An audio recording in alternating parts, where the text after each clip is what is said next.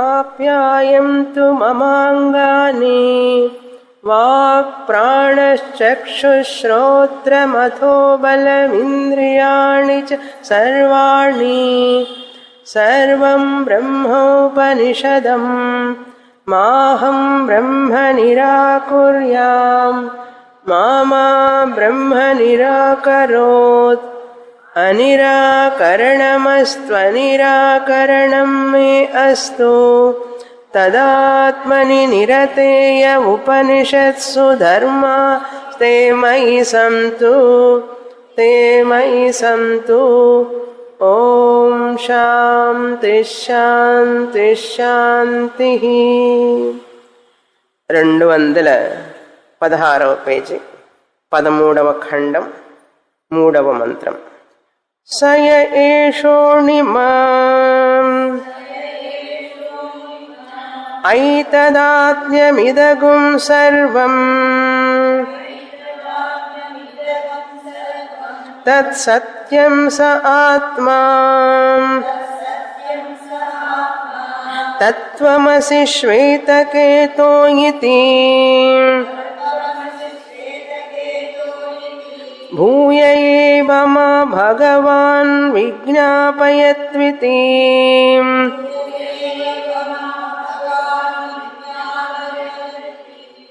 తథా సౌమ్యేతి హోవాచ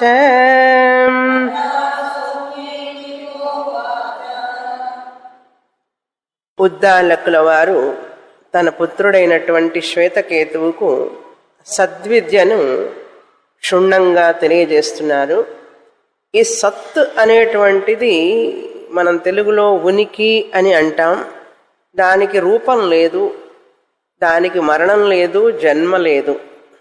ఆ సత్తు, ఆ ఉనికి అనే దాన్ని మనం గ్రహిస్తే దాని ఆధారంగా కనపడుతున్న నామ రూపాలన్నీ కూడా వాటికి జన్మ ఉన్నది, మరణం ఉన్నది, అవి వికారం చెందుతూ ఉంటాయి, మారుతూ ఉంటాయి, అనిశ్చితంగా ఉంటుంటాయి.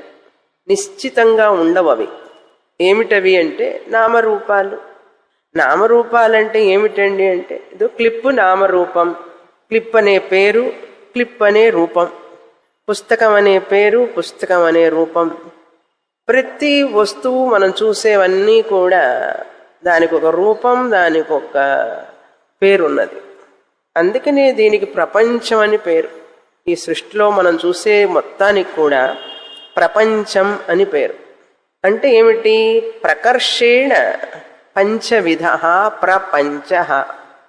ప్రకర్షేణ చక్కగా క్లియర్గా అన్నమాట, స్పష్టంగా. పంచవిధ 5 రకాలు పంచభూతాలు వికారం. ఇదంతా కూడా 5 పంచభూతాల వికారమే ప్రపంచ. అందుకని ప్రతి పదాని యొక్క అర్థాన్ని మనం తెలుసుకుంటే దానిలో ఉన్నటువంటి తాత్పర్యం మనకు బోధపడుతుంది. ఆకాశం, గాలి, వాయు, అగ్ని, నీరు, భూమి 5 కలిసి వికారం చెందితే ప్రపంచం అంట. ఇంతవరకు బాగానే వింటాం. మనం చూసేదంతా కూడా 5 భూతాల పంచభూతాల వికారమని, అదే వెన్నిగా కనపడుతున్నదని వింటాము, తల ఆడిస్తాము, చక్కగా అర్థమైనది అంటాము. కానీ కొంచెం ముందుకు వెళ్ళాలి. నువ్వు ఈ శరీరం కూడా ఈ ప్రపంచంలో భాగమే. నీ శరీరం కూడా ఈ ప్రపంచంలో భాగమే అని అంటే ఈ శరీరం కూడా ప్రకర్షేణ పంచవిధ 5 భూతాల యొక్క వికారమే అయి ఉండాలి. నేను ఈ ప్రపంచంలో ఉన్నానా లేనా? ఉన్నాను. దీనికి రూపం ఉన్నదా లేదా? ఈ శరీరానికి ఉన్నది. ఈ శరీరానికి పేరు ఉన్నదా లేదా? ఉన్నది. రూపము పేరు ఉండి ఈ ప్రపంచంలో ఉన్నది, ప్రపంచంలో ఒక భాగమై ఉన్నది. అది కూడా 5 భూతాల చేతనే చెయ్యబడి ఉండాలి. పంచభూతాలు కాకుండా వేరే దేనితోనో చేయబడి ఉండడానికి వీల్లేదు. అదేవిధంగా మనం మనస్సును కూడా గ్రహించాలి. మనస్సు కూడా పంచభూతాలతో తయారు చేయబడినదే. ఈ శరీరమేమో స్థూలభూతం, స్థూలం కావడానికి ముందు, కంటికి కనపడడానికి ముందు సూక్ష్మభూతాలతో చేయబడింది మనస్సు.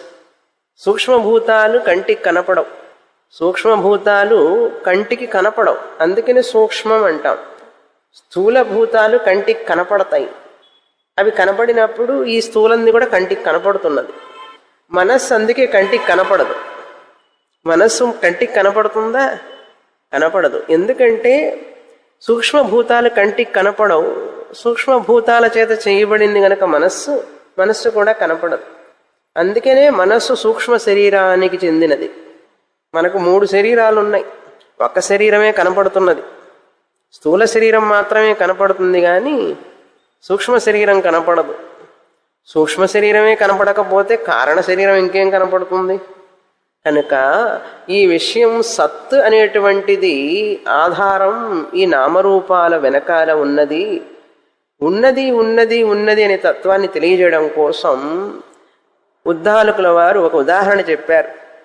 ఇచ్చి శ్వేతకేతు ఉప్పు కణికని నీళ్ళల్లో వేసి రాత్రికి వెళ్ళి పడుకో, పొద్దున్నే వచ్చేటప్పుడు ఆ పాత్రను తీసుకొని రా నా దగ్గరికి అన్నాడు. అప్పుడు తండ్రి ఆజ్ఞ ప్రకారం శ్వేతకేతు అలాగే చేశాడు. ఆ పాత్రను తీసుకొచ్చి ఉప్పు ఎక్కడుందో చెప్పు అన్నాడు. ఉప్పు కోసం చూస్తున్నాడు కళ్ళతో, ఎక్కడా కనపట్టలేదు ఉప్పు. చేత్తో పట్టుకుందామని చూశాడు, స్పర్శ ఇంద్రియం ద్వారా, త్వగింద్రియం ద్వారా. చక్షురింద్రియానికి ఉప్పు కనపడలేదు, స్పర్శ ఇంద్రియానికి త్వగింద్రియానికి అంటే చర్మం ద్వారా దానికి అందలేదు, ఎక్కడా ఉప్పు లేదు, కనపట్టలే. ఆయన ఉప్పు ఉన్నదా లేదా, ఎక్కడికి పోయింది, ఏమైంది అని అడిగితే కనపట్టలేదు నాన్నగారు అన్నాడు. కనుక అప్పుడు ఉద్దాలకులు ఏం చెప్పారంటే, నాయన సరి అయిన ప్రమాణాన్ని ఉపయోగించాలి, అప్పుడే అది నీకు ఉన్నది లేని తెలుస్తుంది. రసనేంద్రియాన్ని ఉపయోగించు అన్నారు. అంటే నాలుక, జిహ్వ, ఆ ఇంద్రియం ద్వారానే తెలుస్తుంది అది. అప్పుడు ఏం చేశాడు, ఆ పైన నీళ్లు తీసుకొని కొంచెం రుచి చూశాడు. చూస్తే ఉప్పగా ఉంది. తర్వాత కుడి భాగం వైపు తీసుకొని చూడు నీళ్లు అన్నాడు. ఆ కుడి వైపు ఉన్నటువంటి పాత్రలోని కుడి పక్కన ఉన్నటువంటి నీళ్లు అవి చెంచాతో తీసుకొని తాగి చూస్తే ఉప్పగా ఉంది. ఎడం ప్రక్క కూడా చూడన్నాడు. అలా చూశాడు, అది ఉప్పుగానే ఉంది. లోపలికి స్పూన్ కొంచెం లోపలికి పోనిచ్చి గరిటెలాగా పెట్టి బయటికి నీళ్లు ఎలా ఉంది రుచి చూడన్నాడు. రుచి చూశాడు, ఉప్పగా ఉంది. నాన్నగారు ఎక్కడ చూసినా అంతా ఉప్పే ఉన్నదన్నాడు. నీ కంటికి కనపడకపోయినా కూడా ఉప్పు ఉన్నదా లేదా? అందులో ఉన్నది. అంటే నీకు సరి అయిన ప్రమాణం ద్వారా తెలిసింది, కానీ కళ్ళ ద్వారా కానీ స్పర్శ ఇంద్రియం ద్వారా కానీ తెలియలేదు. కనుక ఏ విధంగా లవణము నీళ్లల్లో కలిసిపోయి నీ రసనేంద్రియం మాత్రమే నీకు తెలిసిందో అదే విధంగా ఈ సమస్త జగత్తు కూడా ఆ సత్తు, ఉప్పు లాంటి సత్తు. ఇక్కడ ఉప్పు, ఇక్కడ సత్. జగత్ అనేది నీరు లాంటిది. ఉదాహరణలో మనం దాష్టాంతానికి పోల్చుకోవాలి కదా. సత్ అనేటటువంటిది ఉప్పు లాంటిది అని తెలుసుకుని, ఉప్పు వలె ఈ జగత్తంతా కూడా నీరు లాంటిదని తెలుసుకుంటే, ఎలాగైతే లవణము కంటికి కనపడకుండా నీటిలో ఉన్నదో, ఈ యొక్క సత్ అనేటువంటిది కూడా కంటికి కనపడకుండా ఈ నామరూపాలైనటువంటి ప్రపంచం ఉన్నది చూసావా, ఆ ప్రపంచం వెనకాల, నామరూపాల వెనకాల దాగుకొని ఉన్నది. అది ఏ ప్రమాణం ద్వారా తెలుస్తుంది? గురు శాస్త్రముఖం ద్వారానే. గురుముఖంగా శాస్త్రం వాక్యాలు బయటికి రావాలి. అలా తెలుసుకుంటేనే తెలుస్తుంది, కానీ మరే ప్రమాణము లేదు దానికి. వేరే ప్రమాణం పనిచెయ్యదు. నేను నామ సంకీర్తన చేస్తాను, రోజు పూజ చేస్తాను, భజన చేస్తాను, ధ్యానం చేస్తాను అన్నా కూడా అది వేరే ప్రమాణాలతో ప్రయత్నం చేసినా దొరకదు. ఎలాగైతే ఉప్పు రుచి చూడాలంటే నువ్వు రుచి ద్వారానే తెలుసుకున్నావు, ఇక్కడ కూడా అంతే నాయన. సత్ అనేటువంటిది తెలుసుకోవాలంటే శాస్త్రం క్షుణ్ణంగా చదవాలి, పద్ధతిగా చదవాలి, పరంపర గురువు దగ్గర చదవాలి. వేరే మార్గం లేదు దానికి అని చెప్పడానికి ఇక్కడ. అయితే ఎట్లాంటి ప్రమాణం ద్వారా తెలుసుకోగలుగుతావు అనేది ఈ ఖండంలో చెప్పడం లేదు ఆయన. ఆ విషయం రాబోయే ఖండంలో చెప్తున్నారు, 14వ ఖండంలో. నేను చెప్పాను ఉంది, ఆయన చెప్పబోతున్నారు. సరి అయిన ప్రమాణం కావాలి అంటే దానికి వేరే ఉదాహరణ చెప్తూ 14వ ఖండం మొదలవుతుంది. మనకి ఇక్కడ తెలుసుకోవాల్సింది ఏమిటంటే ముఖ్యమైనటువంటి ఉదాహరణ ఇది. ఆ సత్ అనేటువంటిది ఎలా వ్యాపించి ఉన్నది, అంతటా వ్యాపించి ఉన్నది సత్. మన మనస్సు కళ్ళు ఎప్పుడూ కూడా బయటికే పోతూ ఉంటాయి, రూపాల మీదనే ఉంటుంది. కానీ నామ రూప మరొకటి ఉంది, దానికి కర్మ. ప్రతి వస్తువుకి దాని ఒక పని ఉంటుంది, దాని పని దానికి ఉంటుంది. ఇప్పుడు ఇంతమంది ఉన్నాం, ఎన్ని వస్తువులు వాడుతున్నాం, ఈ క్లిప్పు చేసే పని మనం చేయగలమా? ఆ క్లిప్పు కంటూ దానికి ఒక వేరే పని, ఒక వస్తువు దాని యొక్క కర్మ వేరు, చాలా అవసరం. ఫ్యాన్ ముందు కూర్చున్నామంటే ఏమి కనపడవు మనకు, క్లిప్పు పెడితే తప్ప, లేకపోతే కష్టం. కళ్ళజోడు వాడుతున్నారు, ఆ కళ్ళజోడు ఎంత పని చేస్తున్నది, హెల్ప్ చేస్తున్నది. ప్రతి వస్తువు చూడండి, పెన్ను చేసే పని మరొక వస్తువు చేయలేదు కదా. పెన్ను రాస్తుంది, క్లిప్పు రాయలేదు. కనుక ఒక్కొక్క వస్తువుకి ఒక్కొక్క పని ఉన్నది. నామ రూప కర్మ. మనం కూడా ఉన్నాం, మనకొక రూపం ఉంది, మనకొక నేమ్ పేరు ఉన్నది, మనం కూడా కర్మలు చేస్తూనే ఉన్నాం. ప్రతి వస్తువు చూడండి, వరుసగా చూసుకుంటూ వెళితే ఒక్కొక్క వస్తువు ఒక్కొక్క కర్మను చేస్తూ ఉన్నది, ఒక్కొక్క కర్మకు ఉపయోగపడుతున్నది. అది దానికంటూ ఒక ఫంక్షన్ ఉన్నది. ప్రపంచం అంతా అంతే.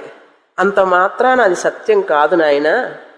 ఆ నామరూపాలు సత్యం కాదు, అవి వికారం చెందుతూ ఉంటాయి, మారుతూ ఉంటాయి. ఆ సత్త నీదేది ఉన్నదో అదే నువ్వు అని తెలుసుకో అంటున్నారు. ఐతదాత్మ్యమిదగుం సర్వం తత్ సత్యం. ఏతద్ ఆత్మ ఇదగుం సర్వం. అంతటా ఉన్నది సత్ అనేది. ఆ సత్తే నువ్వు అని తెలుసుకో అన్నారు. ఆ సత్తే నువ్వు అని తెలుసుకో అంటే ఎట్లా తెలుసుకోవాలి? కనుక మనకు కూడా కొంచెం సొంత బుద్ధి ఉండాలి. శరీరం మట్టితో చేయబడింది, మట్టి బుర్ర అంటుంటారు చూసారా. మట్టి బుర్ర అంటే ఏమిటి తొందరగా అర్థం కాదనమాట. కనుక శరీరం మట్టితో చేయబడినప్పటికీ కూడా కొంచెం మనస్సు అనేటువంటిది సొంత ఆలోచన ఉండాలి, ఊహాపోహ విచారణ ఉండాలి మనిషికి. అలా ఆలోచించే శక్తి ఉన్నప్పుడే, మనం పెంచుకున్నప్పుడే విషయం అర్థమవుతుంది. కానీ మన ప్రయత్నం లేకుండా, ఆలోచన పెంచుకోకుండా మనస్సుని దాన్ని సూక్ష్మంగా తయారు చేయకపోతే అది ఈ విషయాన్ని గ్రహించలేదు. సూక్ష్మంగా తయారు చేయడం కోసమే అష్టాంగ యోగము, ఒక అభ్యాసము, ధ్యానము, జపము, ఇవన్నీ కూడా విలువలు పాటించడం, ఒక నియమం జీవితంలో. ఇవన్నీ ఎందుకు పెట్టారంటే మనస్సును సూక్ష్మం చేయడం కోసమే పెట్టారు. ఆ విషయం మనం తెలుసుకోకుండా ఈ యొక్క స్థూలమైనటువంటి పనుల్లో మనం పడిపోతున్నాం. ఉదయాన్నే లేస్తాం, స్నానం చేస్తాం, టిఫిన్ తింటాం, పేపర్ చదువుతాం, కాసేపు టీవీ చూస్తాం.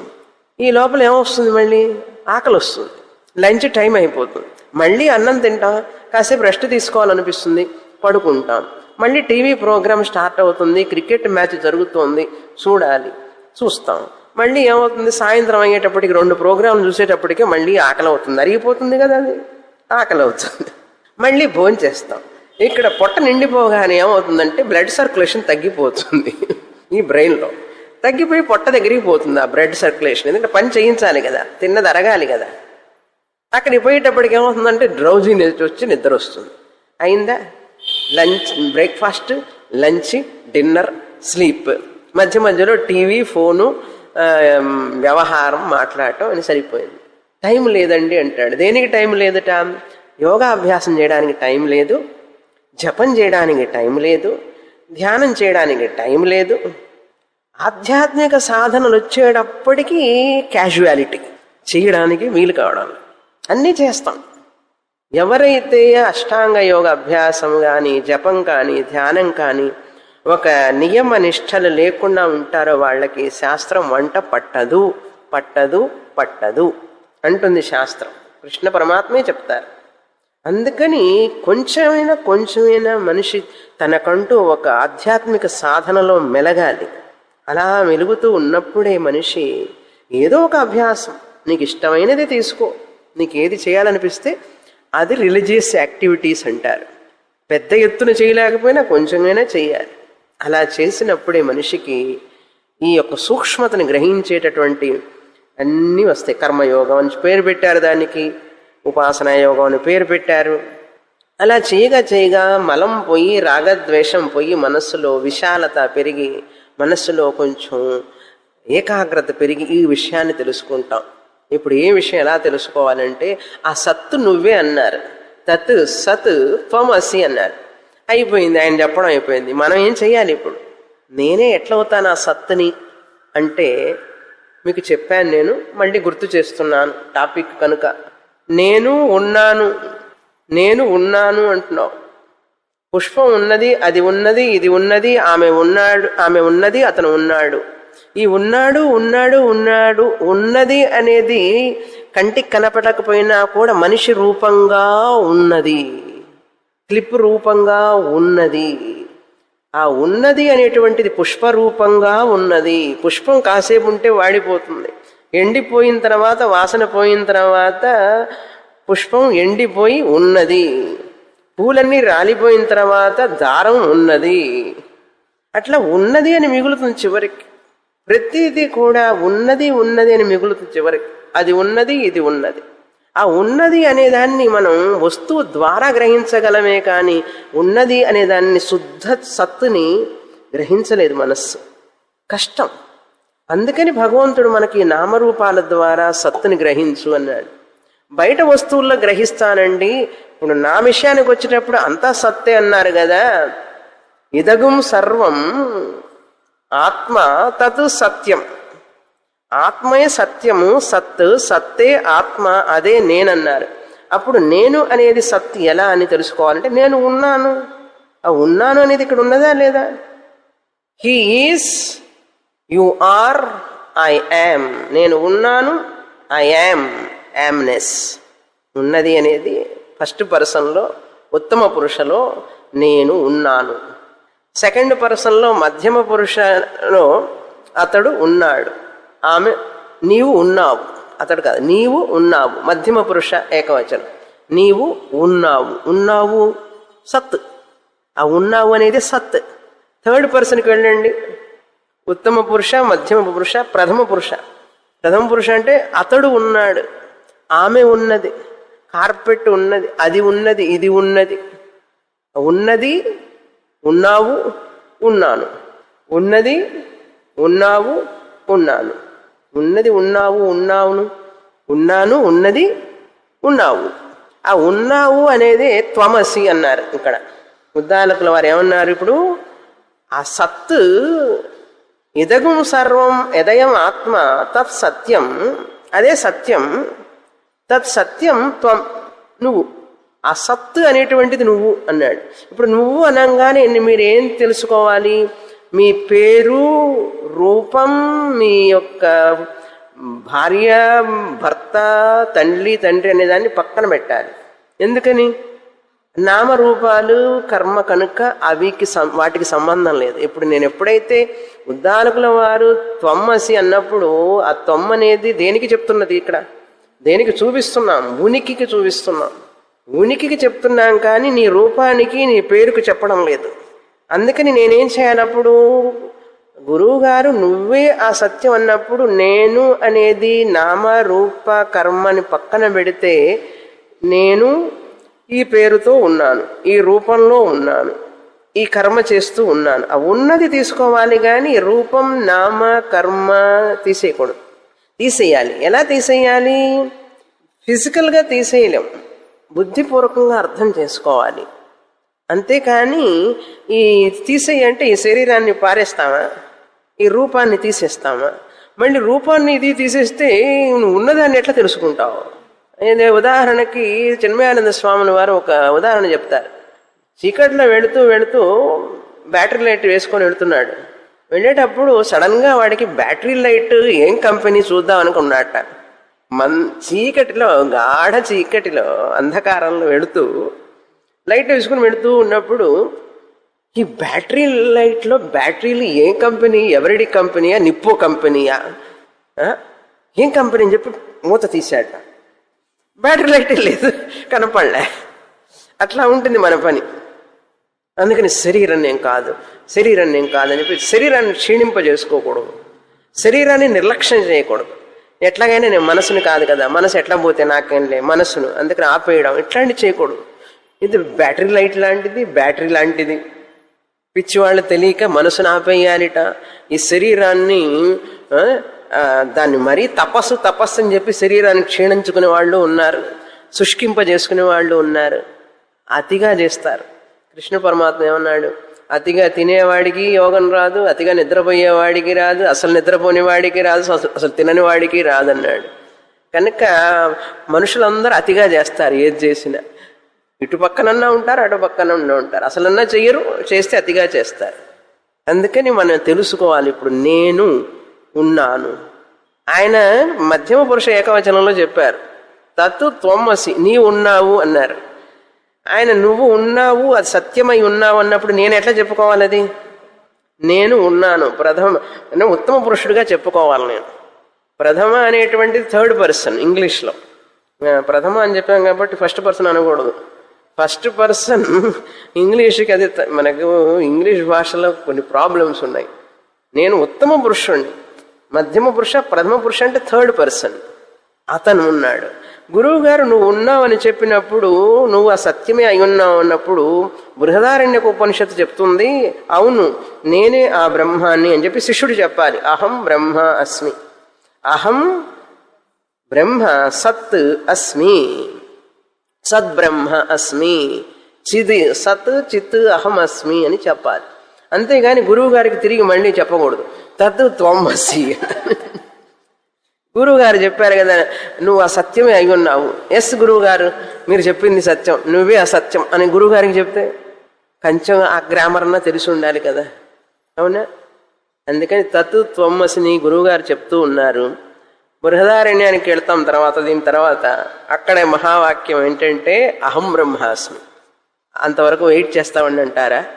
బృహదారణ్యం వచ్చే వరకు చెప్పం, అక్కడే కదా అహం బ్రహ్మాస్మి వచ్చేది, అప్పటి వరకు వెయిట్ చేస్తామండి అనకూడదు. పోస్ట్ పోన్ చేయడంలో వీఆర్ ఎక్స్పర్ట్స్ అలా అనకూడదు, ఇక్కడే చెప్పాలి. ఇప్పుడే ఈ ఖండంలోనే ఆ తత్ త్వం అసి అన్నప్పుడు అవును ఇప్పుడు అర్థమైపోయింది, నేను ఉన్నాను. ఎలా ఉన్నాను? ఒక స్త్రీగా, భారతీయుడిగా, ఇక్కడ ఈ రాష్ట్రంలో, ఈ ఏరియాలో, ఇక్కడ ఈ ఇంట్లో, ఈ రూపంలో, ఈ శరీరంలో ఉన్నాను. కనుక ఈ రెండింటిలో ఈ పేరు, ఊరు, ఈ యొక్క రూపం ఇవన్నీ కూడా వస్తూ పోతూ ఉంటాయి. వేరియబుల్స్ అంటారు వీటిని, మారుతూ ఉంటాయి. మారేది నీవు కాదు, మారకుండా ఉన్నటువంటి ఉనికి నువ్వు, అది మారదు. ఇప్పుడు ఉనికిగా నేను ఎక్కడ ఉన్నాను చెప్పండి? ఉనికిగా ఎక్కడ ఉన్నాను? నేను అంతటా ఉన్నాను. అన్ని రూపాల్లో ఉనికి ఉన్నది కనుక నేను అన్నింటి యందు ఉన్నాను ఉనికిగా. ఉనికే నేనైతే నేను అంతటా ఉన్నానా లేనా? ఉనికే నా నిజస్వరూపం గనుక ఈ నామరూపం మొన్న వచ్చింది, కొద్ది కాలం ఉంటుంది, పోతుంది. ఆ నామరూపం కొంతమంది వచ్చింది, పోతుంది, ఇది పోతుంది, అన్నీ పోతాయి. అన్ని వస్తువులు అన్నీ పోతూనే ఉంటాయి, మారుతూ ఉంటాయి. వేరియబుల్స్ అంటారు వీటిని. మారుతూ ఉండే వాటి వెనక మారకుండా ఉండేదేదో అది సత్యం అంటుంది శాస్త్రం. మారకుండా ఎప్పుడూ నిత్యంగా ఉండేటటువంటిది ఆ ఉనికి అనేది నా నిజస్వరూపం. ఈ నామరూపాలన్నీ కూడా బుడగల్లాంటివి. నీరు సత్యం, బుడగలు కనపడుతుంటాయి, అలలు కనపడుతూ ఉంటాయి, పోతూ ఉంటాయి. కానీ అలలు ఉన్నా లేకపోయినా, బుడగలు ఉన్నా లేకపోయినా ఉన్నటువంటిది ఏమిటి ఇందులో? నీరు, నీరు, నీరు, నీరు. అదేవిధంగా ప్రతి వస్తువు ఉన్నది. అందుకని వస్తువు అంటాం చూసారా? ఎందుకు ఒకదానికి వస్తువు అని పేరు తెలుసా? ఇప్పుడు వసతి ఇది వస్తు, ఉంటున్నది కనుక దానికి వస్తువు అని పేరు. వస్తువు, ఆ వస్తువు తీసుకురా, ఇటు ఈ వస్తువు తీసుకురా అంటుంటాం మనం. అందులో ఎంత వేదాంతం ఉందో తెలుసా అసలు? వసతి ఇది వస్తు, వస్ అంటే ఉండడం. ఏదైతే ఉన్నదో అది వస్తు. ఇది ఉన్నది కనుక ఇది వస్తు. క్లిప్పు ఉన్నది కనుక అది ఒక వస్తువు. బజార్కి వెళ్ళి వస్తువులు తీసుకురా, ఉన్న వస్తువులు తెస్తారా, లేని వస్తువులు తెస్తారా? ఆ ఉన్నది అనేదే బ్రహ్మ. ఇక్కడ ఉన్నవాడు వింటున్నాడా, లేనివాడు వింటున్నాడా క్లాసు? ఆ ఉన్నది అనేది సత్యం. ఎట్లా ఉన్నాడు? ఆ ఉన్నది అనేది స్త్రీగా ఉన్నది, ఇక్కడ కూర్చున్నది. పురుషుడిగా ఇక్కడ ఉన్నది. ఆ ఉన్నది అనేటువంటిది రూపం మారిందే కానీ ఉన్నది అనే దానిలో మార్పు లేదు. కనుక ఆ ఉన్నది ఏముందండి అందులో? చప్పగా ఉంది. ఈ శరీరం అయితే అందంగా ఉంది, మనస్సు, ఆలోచనలు, ఆహా ఎంత నామరూపాల్లో అందం ఉంది. కానీ ఉన్నది అనే దాంట్లో ఏమున్నదండి? శుద్ధం, అది శుద్ధమైనటువంటి సత్తులో ఏముందంటే, కాదు నాయన, ఎలక్ట్రిసిటీ అనే దాంట్లో ఏముంది? బల్బులు చూడండి ఎంత అందం ఉందో, ఆ ట్యూబ్లైట్ చూడండి ఎంత బాగుందో, ఫ్యాన్ చూడండి ఎంత బాగుందో. ఎలక్ట్రిసిటీకి రూపం లేదు, ఎందుకది? ఉన్నా ఒకటి లేకపోయినా ఒకటి అంటారా? అన్నారు కదా. ఏ రూపం లేనటువంటిది, చప్పగా ఉప్పగా ఏమీ లేనిదటువంటిది ఆ ఎలక్ట్రిసిటీ ఈ బల్బు అందానికి కారణం, ఆధారం, కారణం. ఈ ఎలక్ట్రిసిటీ వల్లనే ఈ ఫ్యాన్ తిరుగుతున్నది. అప్పుడే మీకు ఫ్యాన్ లేకపోతే, ఎలక్ట్రిసిటీ లేకపోతే ఫ్యాన్ తీసుకుని అవతల పారేస్తారు. ఎంతకాలం ఉంచుకుంటారు? ఎలక్ట్రిసిటీ లేదనుకోండి, ఆ ఫ్యాన్ ఎందుకో దాన్ని తుడుస్తూ కూర్చోవాలి. మీరు ఎలక్ట్రిసిటీ కోసం ఫ్యాన్ ఇష్టపడుతున్నారా, లేకపోతే ఫ్యాన్ కోసం ఫ్యాన్ ఇష్టపడుతున్నారా? కాంతి వస్తుందని బల్బుని ఇష్టపడుతున్నారా, ఎలక్ట్రిసిటీ వెనక ఉండి కాంతినిస్తున్న బల్బుని చూసి ఇష్టపడుతున్నారా, వెలగనటువంటి ఎలక్ట్రిసిటీ లేనటువంటి బల్బుని ఇష్టపడతారా? ఆ సంగతి తెలుసు కదా. అదేవిధంగా సత్తు లేనటువంటి శరీరాన్ని ఇష్టపడతారా, సత్తు ఉన్నటువంటి శరీరాన్ని ఇష్టపడతారా? ఉన్నటువంటి శరీరమా ఇష్టం మనకు, లేని శరీరమా ఇష్టం? కనుక ఉన్నది అనేదే ముఖ్యం. అర్థమైందా? ఆ ఉన్నది అనే దాన్ని గ్రహిస్తూ ఈ శరీరం దాన్ని ఉపయోగించుకో, ఈ పరికరాన్ని ఉపయోగించుకో. అది జ్ఞానం అంటే. ఈ జ్ఞానాన్ని పొందడానికి ఏమిటో మహా కష్టపడతారు జనం. ఏముందంటారు పైగా కొంతమంది. ఇది సత్యం అనుకుంటాడు. ఎలాగైతే వస్త్రం ధరించి ఆహా నేనే ఇది అంటే ఎట్లా ఉంటుంది? కాసేపు 2000 రూపాయలు పెట్టుకున్నానండి అందుకని నేనే ఈ చీర అంటే ఎట్లా ఉంటుంది? అక్కడ బుక్ చేయాలి. అలాగనక అంటే ఎవరన్నా నేను సూటు బూటు 5000 రూపాయలు పెట్టి కొనుక్కొని వేసుకుంటున్నాను కనుక నేను సూటు బూట్ ఈ సూట్ అంతా నేనే అన్నాడంటే ఏం చేస్తాం ఆ మనిషిని తెలుసా? వెంటనే వాడుకో బర్త్ బుక్ చేస్తాం. ఎక్కడ? మెంటల్ హాస్పిటల్లో. ఇంత చక్కగా చెప్పారు కదా, శాస్త్రం అంటుంది ఈ శరీరాన్ని నువ్వు అనుకుంటుంటే నిన్నెక్కడ బుక్ చేయాలి, నిన్నెక్కడ బుక్ చేయాలి నేను అంటున్నది శాస్త్రం. చీము నెత్తురు ఎముకల గూడైనటువంటి ఈ శరీరాన్ని చూసి నువ్వు అనుకుంటున్నావు. రాగద్వేషాలతో కూడినటువంటి ప్రేమ అనురాగాలతో ఉన్నటువంటి మనస్సు, ఇమోషన్స్ నేను అనుకుంటున్నావు. అది పట్టుకొని నువ్వు అనుకుంటున్నావు. ఆ గురువు గారు 15 ఏళ్ల నుంచి చెప్తున్నా కూడా వినకుండా మేనేజ్ చేసుకుంటూ ఇందులోనే అమ్మా, నాన్న, అక్కయ్య, అమ్ముడు, తమ్ముడు, చెల్లెలు అదే మాట్లాడుతున్నావు, అదే చేస్తున్నావు, అందులోనే పడిపోతున్నావు. అందుకని గురువు గారిని కూడా కొంచెం కిందికి లాగడానికన్నా ప్రయత్నం చేస్తాం. లాగడం అంటే ఏమిటి? ఈ మాటలు మాట్లాడనివ్వకుండా గురువు గారిని ఆ కాసేపు మనం గురువుగారి ముందు కూర్చుంటే గురువుగారు ఈ విషయాలు మాట్లాడేంత అవకాశం ఇవ్వం. ఆ కాసేపు కూడా మనకు రామాయణం, మన కథ చెప్పి వాడని ఎక్కడి కిందికి లాగేస్తాం. అంత గొప్పవాళ్ళం మనం. కారణం ఏంటో తెలుసా? అంత అభిమానం, అనాత్మ మీద అంత అభిమానం. అందుకని గురువు గారు కూడా ఏం చేస్తారు? కాసేపు వాళ్ళతోనే జాయిన్ అవుతారు. స్వామీజీ అంటుంటారు, ఎప్పుడో కొద్ది సంవత్సరాల కిందట చెప్పారు ఉదాహరణ. స్వామీజీ భాష్యం చదువుకుంటూ ఉంటారు.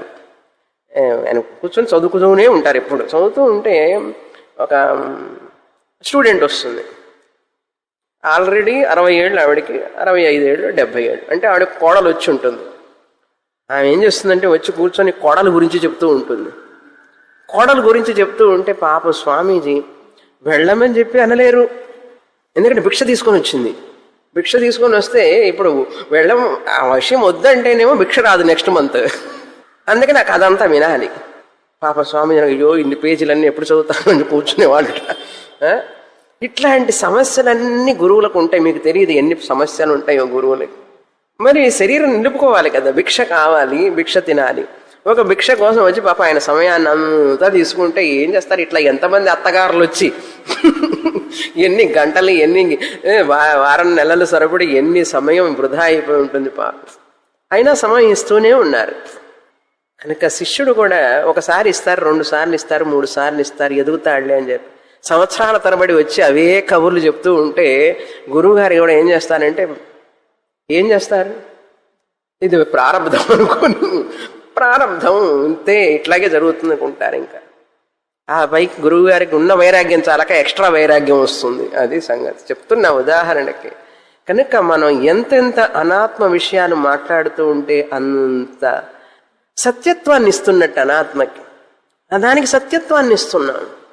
అందుకని మనం మాట్లాడే ముందు చాలా, ఎందుకంటే మనకు లోపల ప్రెషర్, ఫస్ట్ భార్య, భర్త, పిల్లలు, కుటుంబాన్ని గురించి మాట్లాడాలనేటువంటి ప్రెషర్లో ఉంటాం. ఆ ప్రెషర్ తగ్గడానికి కొన్ని సంవత్సరాలు పడుతుంది. అప్పటి వరకు గురువు గారికి ప్రెషర్ రాకుండా ఉండే అప్పటి వరకు గురువు గారికి ప్రెషర్ రాకుండా ఉంటే ఫార్చునేట్. అందుకని ఒక స్వాముల వారు ఆశ్రమం కట్టుకొని ఆశ్రమానికి వెళ్ళారట. ఇక్కడ ఎందుకులే ఉండడం ఈ జనం మధ్యలో అని చెప్పి ఆశ్రమానికి వెళ్ళారు. అక్కడికి వెళితే అక్కడ జనం చేరారు.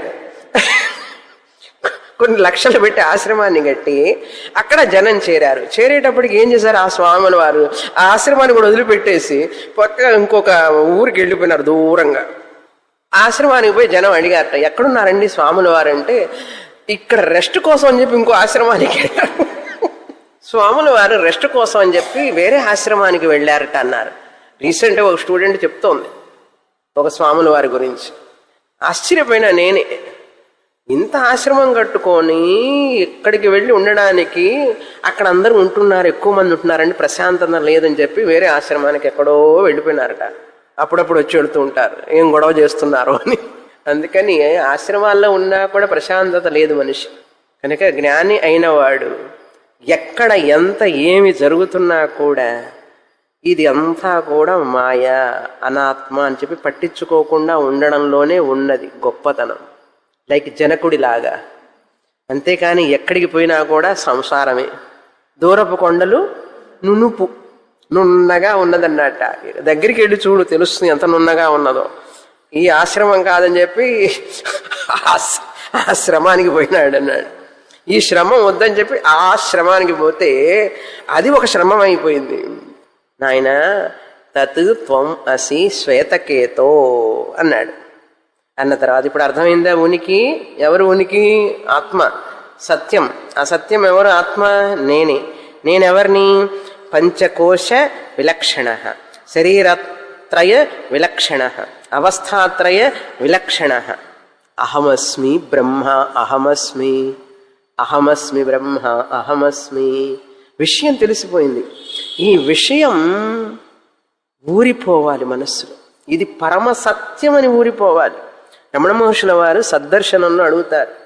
ఉపదేశ సహస్రంలో కూడా శంకరాచార్యుల వారు అడుగుతారు. ఒకడు అన్నట్ట, ఇది జ్ఞాపకం చేసుకోవడానికి ధ్యానం చెయ్యొద్దా అని అడిగాడు. ఈ స్మరణం చేసుకోవడానికి నేను బ్రహ్మాన్ని, నేను బ్రహ్మాన్ని స్మరణం చేసుకోవడానికి ధ్యానం చెయ్యొద్దా అంటే, అసలు మరిచిపోతే కదా స్మరణ చేయడానికి. మర్చిపోవడం అనే ప్రశ్నే లేదు, ఎందుకు స్మరణం అన్నారు ఆయన. ఎప్పుడు నేను ఉంటాను ఉనికిని అనేది, నేను మర్చిపోతానా? రమణ మహర్షి ఒక శ్లోకంలో చెప్తారు, మనిషి నేను మనుష్యుడు నేను మర్చిపోతాడా? నరహ నరత్వం విస్మరోతి. నరుడు మనిషి, నేను మనిషిని మర్చిపోతాడా?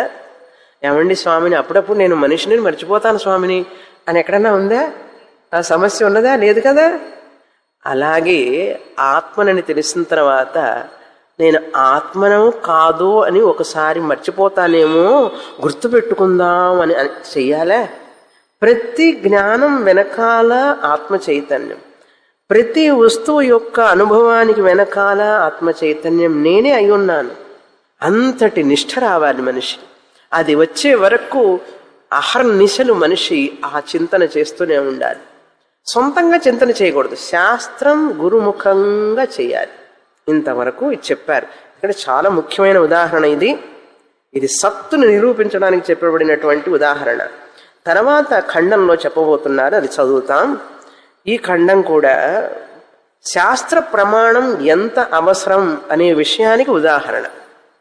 గురువు శాస్త్రం ఎంత అవసరం మనిషికి అనే దానికి కథ ద్వారా చెప్తున్నారు శ్వేతకేతువుకి. చూడండి ఎంత గొప్ప విద్యని చిన్న చిన్న ఉదాహరణ, ఎన్ని ఉదాహరణలు చూసాం ఇప్పటికీ. మధు దృష్టాంతం చూసాం, తేనె. వృక్ష దృష్టాంత, చెట్టు దృష్టాంతం చూసాము, ఉత్తనం దృష్టాంతం చూసాము, సముద్రం ఉదాహరణ చూసాము, ఎన్నో రకాల ఉదాహరణలు చూసాము. ఇప్పుడేమో ఇంకొక ఉదాహరణ చూడబోతున్నాం. మర్రి విత్తనం ఉదాహరణ చూసాం కదా. అన్నీ చూసామండి, అన్నీ చూసి మర్చి కూడా పోయినాం. మర్చిపోకూడదు. ఈ 6వ అధ్యాయం చక్కగా నెమరు వేసుకోవడానికి ఉపయోగపడే అధ్యాయం. ఆ మర్రి వృక్షంలో చూడు నాయన, మహావృక్షం ఉన్నది ఆ విత్తనంలో. కనపడిందా నీకు? ఉన్నదా లేదా?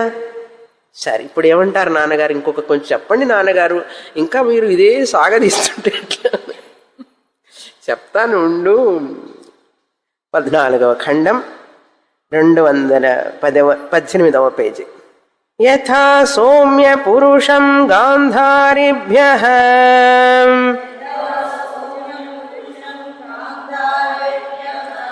అభినద్ధాక్షః ఆనీయతం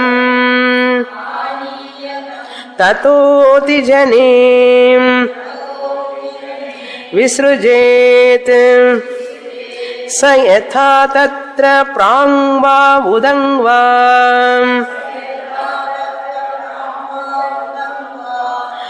అధర్వాంగ్వా ప్రత్యంగ్వా అధర్వాంగ్వా ప్రత్యంగ్వా ప్రధ్మాయీత అభినద్ధాక్ష ఆనీతః అభినద్ధాక్షో విసృష్టః.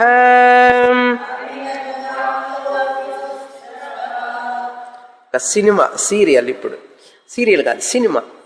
సినిమాలో మనం చూస్తుంటాం కదా, కాసేపు సినిమాకి వెళదాం. బాగా ధనవంతుడు కోటీశ్వరుడు ఉన్నాడు ఒక చోట. ఆ కోటీశ్వరుడు అని తెలిసిపోయింది దొంగలకి. తెలియగానే ఈ కోటీశ్వరుడి దగ్గర ఇంత ధనం ఉంది, అన్ని వేళ్లకు ఉంగరాలు పెట్టుకుంటాడు, మెడలో గొలుసు వేసుకుంటాడు, చేతికి చైన్ పెట్టుకుంటాడు, కాస్ట్లీ డ్రెస్ వేసుకుంటాడు. ఇంత ధనం ఉండేటప్పటికీ కోటీశ్వరుడని తెలిసి, ఎక్కడున్నాడు ఈ కోటీశ్వరుడు, ఏ ఊర్లో ఉన్నాడంటే ఆఫ్ఘనిస్తాన్లో ఉన్నట్ట. ఆఫ్ఘనిస్తాన్ అంటే గాంధార దేశం. గాంధారి పుట్టినటువంటి దేశం గాంధార దేశం. గాంధారికి అందుకని ఆ పేరు వచ్చింది. ఆ గాంధార దేశం అనేది భారతదేశంలో ఉండేది ఒకప్పుడు.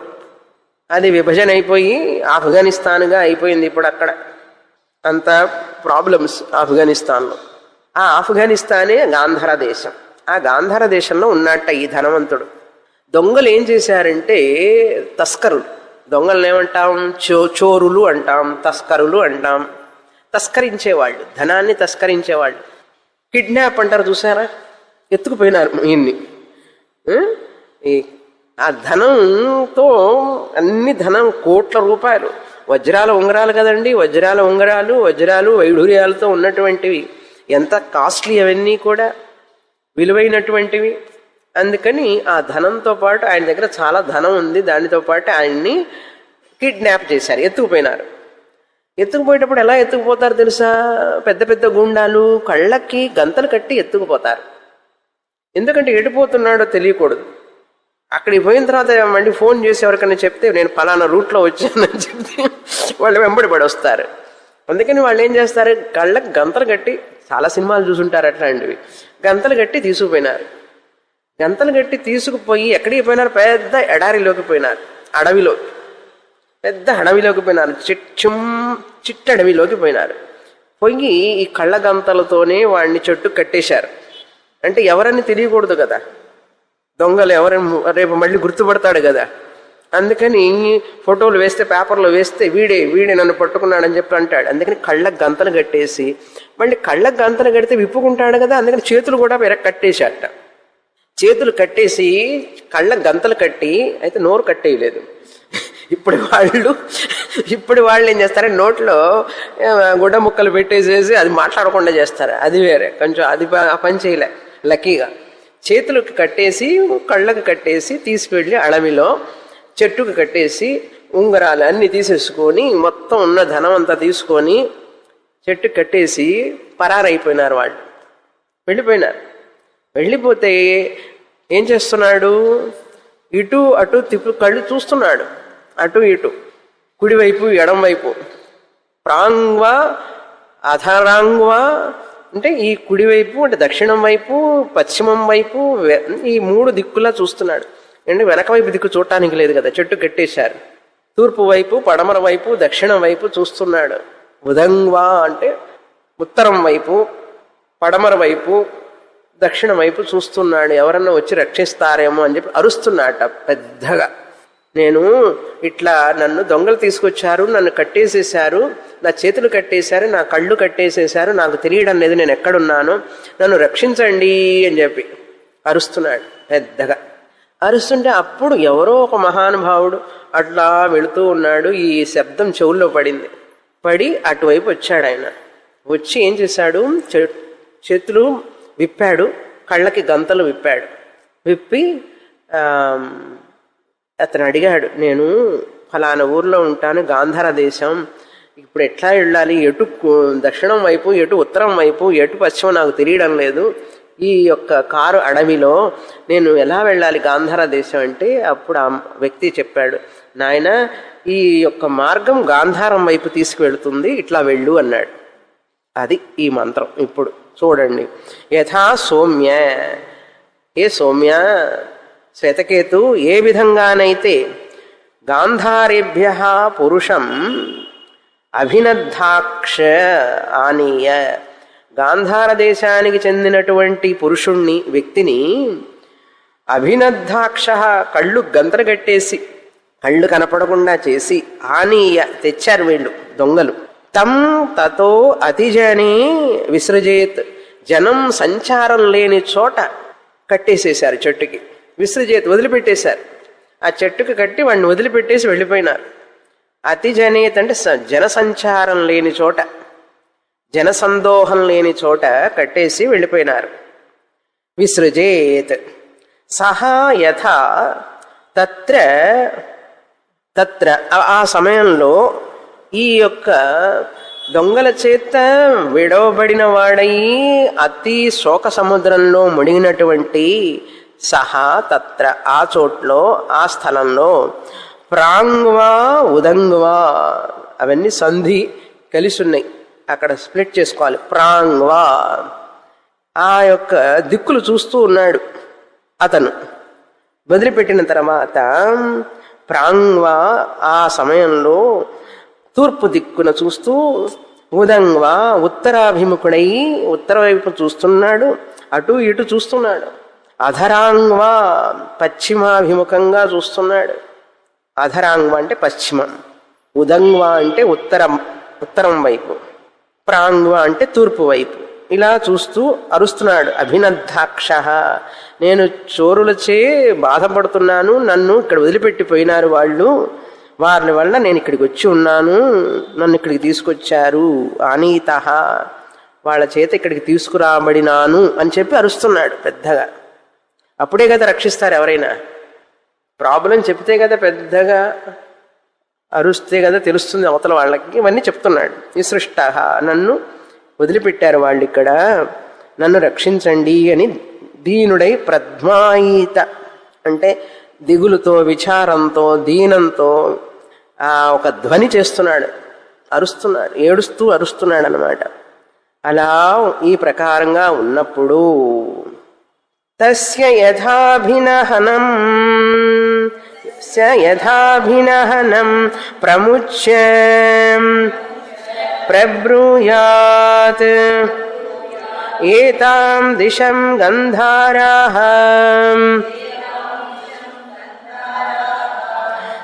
ఏతాం దిశం వ్రజేతి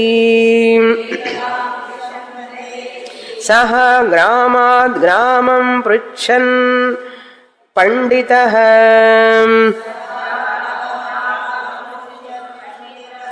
మేధావి గాంధారాః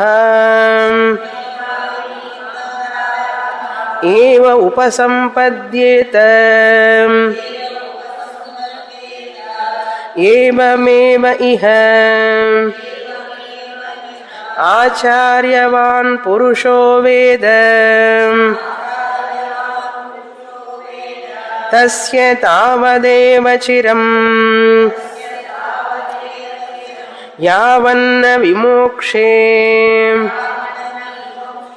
అధ సంపత్స్యేయితి. తస్య యథా అభినహనం, తస్య అంటే ఆ ప్రకారంగా ఎప్పుడైతే అతను బాధతో ఇలా అరుస్తూ ఉన్నాడో అప్పుడు అని అర్థం. ఏమైనది అప్పుడు? అభినహనం అంటే ప్రవేశించిన, అభినహనం అంటే దొంగల చేత కట్టబడినటువంటి, చేతులు కళ్ళు గంతలు కట్టబడినటువంటి బంధముతో ఉన్నటువంటి వ్యక్తి అని అర్థం.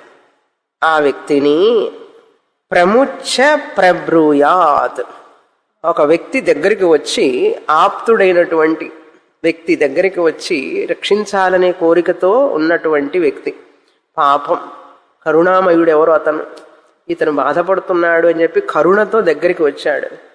లేకపోతే ఇతని దగ్గరికి వచ్చి వీడు ఏమో మరుస్తున్నాడో ఏమో మోసం చేస్తాడో అని చెప్పి రాకుండా కూడా పోవచ్చు కదా.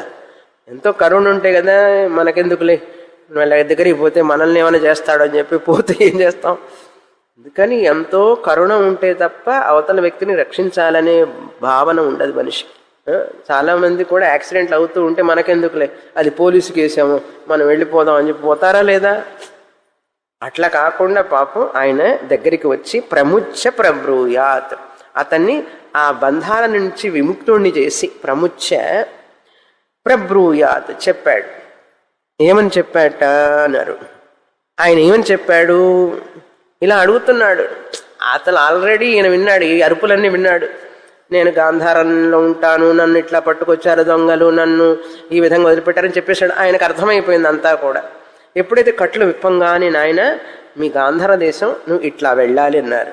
ఏమని చెప్పారు, దిశం ఏతాం దిశం గాంధారాహ, ఈ దిక్కున వెళ్ళాలి గాంధారం, ఏతాం దృశ్యం వ్రజ, ఈ దిక్కులో ఉంది గాంధార దేశం, ఈ దిక్కులో వెళ్ళు అన్నాడు, చూపించాడు.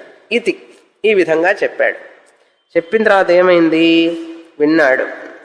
విని అమ్మా అప్పటికీ పాపం ఎన్ని రోజులైందో ఏమో, నీళ్లు లేదు, ఆకలి దాహం ఇవన్నీ కష్టపడుతూ సహా గ్రామం పృచ్ఛన్, చూపించాను కదా అని చెప్పి దోవ అట్లాగే వెళ్ళిపోకూడదు కదా, అలానా చోట ఉన్నదన్నప్పుడు అడుగుతూ వెళ్ళాలా లేదా, అలాగే అడుగుతూ వెళుతున్నాడు.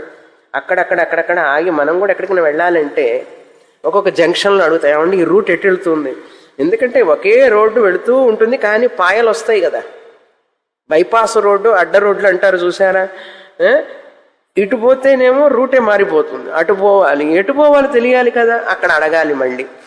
మళ్ళీ వాళ్ళు చెప్తారు ఇట్లా వెళ్ళండి అంటారు.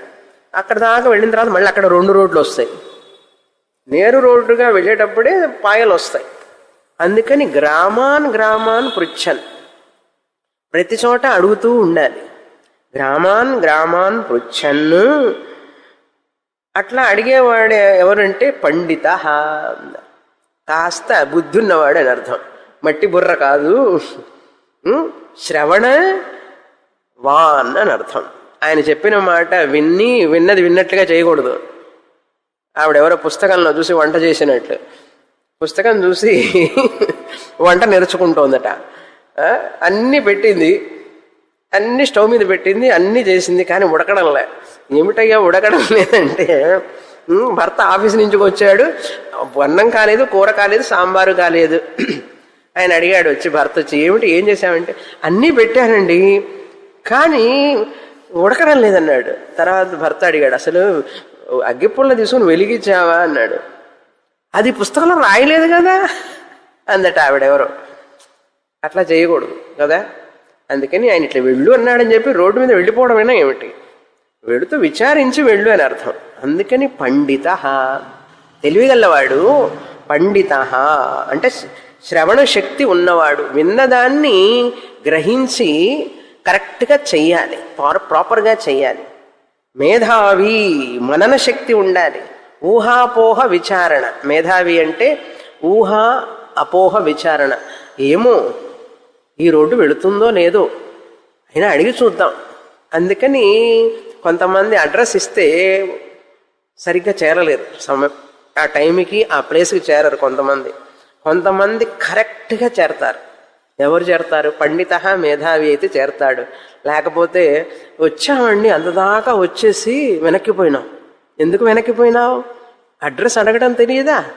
ఆ బుద్ధి ఉండాలి మనిషికి. అందుకని పండిత మేధావి చాలా ముఖ్యం. ఊహాపోహ విచారణ నువ్వు కూడా కొంచెం ఆలోచించాలి కదా. 2 రోడ్లు వచ్చినాయి, ఇది నేరుగా ఉంది కదా అని చెప్పి ఇట్లా వెళ్ళిపోతావా ఏమిటి? ఏ రోడ్డు వెళుతుందో గాంధార దేశానికి తెలియదు కదా, అడిగితే ఏమవుతుంది నష్టం? విచారణ చేయొచ్చు కదా. విచారణ చేశాడు. మేధావి, మనన శక్తి ఉన్నది, ఊహాపోహ విచారం ఉన్నది. గాంధార నగరానికి చేరాడు, అక్కడికి చేరాడు అని అర్థం. గాంధారవాన్ ఏవ, తన యొక్క నివాసమైనటువంటి గాంధార దేశానికి అక్కడికి చేరుకున్నాడు. ఉపసంపద్యేత, చేరుకున్నాడు. కథ అయిపోయింది.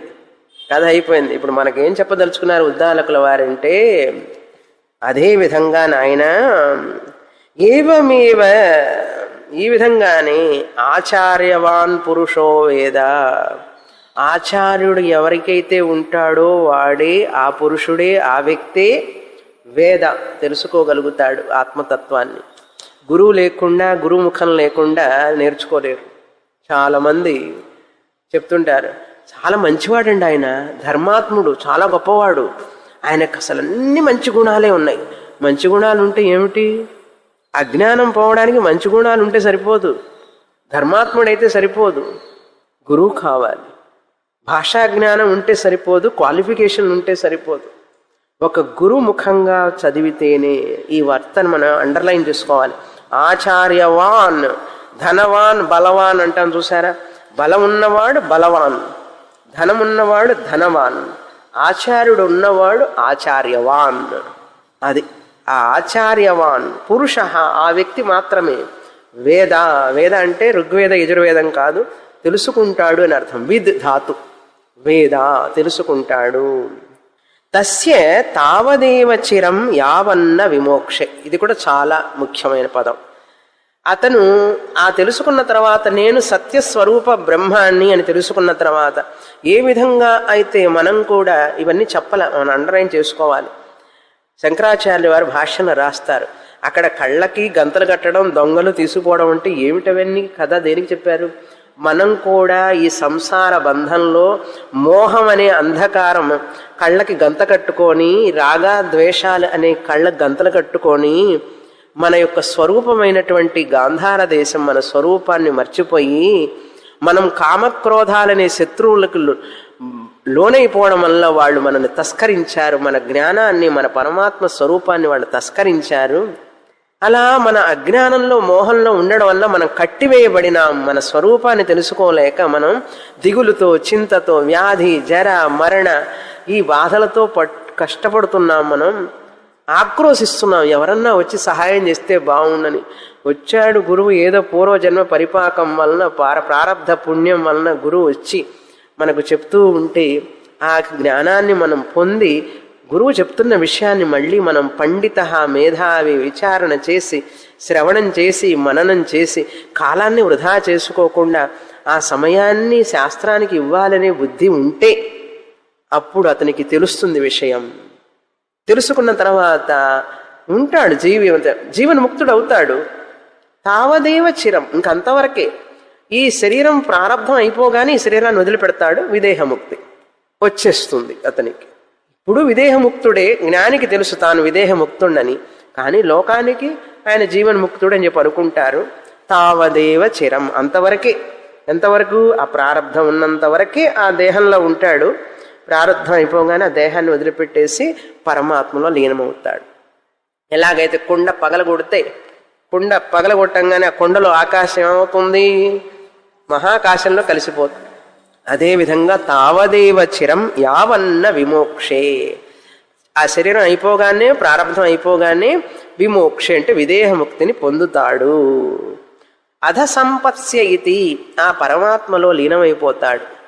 ఇది కథ యొక్క సారాంశం. మనం కళ్ళకి గంతలు కట్టబడి ఉన్నాం. ఇప్పుడు అజ్ఞానం అనే కళ్ళకి గంతలతో, మోహంతో మనల్ని, మన స్వరూపాన్ని మర్చిపోయినాం కనుక గుర్తు చేస్తున్నారు ఈ విధంగా ఈ ఉదాహరణ ద్వారా. కనుక గాంధార కథ బాగా గుర్తుపెట్టుకుంటే మనకు ఇప్పుడు మన చేతులు కళ్ళు కట్టబడి ఉన్నాయి అజ్ఞానంలో ఉన్నంతసేపు. దాంట్లో నుంచి బయటపడటానికి ఏం చేయాలి? 15వ ఖండం వినాలి మళ్ళీ. దాంతో ఈ ఉపనిషత్ ఈ యొక్క 6వ అధ్యాయం అయిపోతుంది. ఇంకా 2 ఖండాలే ఉన్నాయి. తొందరగా అయిపోయినట్లుంది. ఎంత పెద్ద ఖండం ఇది, అధ్యాయం. ఎనీహౌ, ఓకే, పూర్తి చేస్తాం తర్వాత వచ్చేవారు. పూర్ణమదః పూర్ణమిదం పూర్ణాత్ పూర్ణముదచ్యతే పూర్ణస్య పూర్ణమాదాయ పూర్ణమేవావశిష్యతే. ఓం శాంతి శాంతి శాంతి. హరి ఓం. శ్రీ గురుభ్యో నమః. హరి ఓం.